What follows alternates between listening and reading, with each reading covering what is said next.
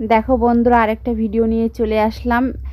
সব সময় দেখতেছি মোবাইলে চুল পড়ে যাচ্ছে, চুল গজাবে, চুল লম্বা হবে, কালো হবে, ঘন হবে, মানে সব কিছুই ভালো হবে।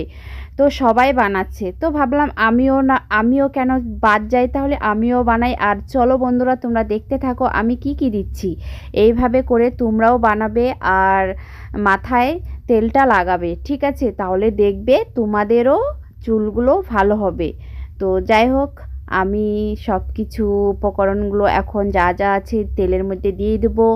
পেঁয়াজ, আদা দিয়ে দিলাম, এরপরে অ্যালোভেরা জেলটা দিয়ে দিব।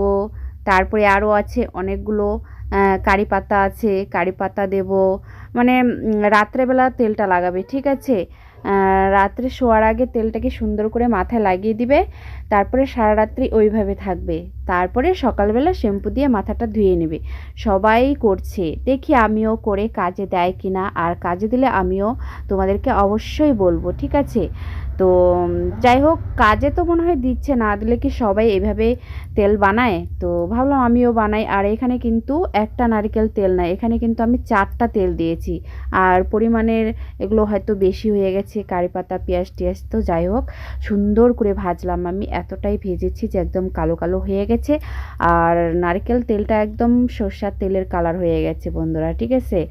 তো যাই হোক, এখন আমি এটাকে সুন্দর করে ছাঁকবো। ছেঁকে তেলটাকে আমি ঠান্ডা হতে দেবো। এই যে গ্লাসে নিয়ে নিয়েছি ছেঁকে। আর এখন তেলটাকে আমি জলে বসিয়ে দেবো যেন তাড়াতাড়ি ঠান্ডা হয়। আর ঠান্ডা হলে আমি একটা কাচের বোতলে ভরে রাখবো তেলটাকে। তারপরে প্রতিদিন রাত্রেবেলা দেবো। প্রতিদিন দেবো না, সপ্তাহে 1 দিন 2 দিন করে দেবো। এই যে দেখো, কাচের বোতলে ভরে রাখলাম। তো ভিডিওটা কেমন লাগলো বন্ধুরা? যদি ভালো লাগে তো অবশ্যই লাইক, কমেন্ট, শেয়ার করে দিও, সাবস্ক্রাইব করে দিও।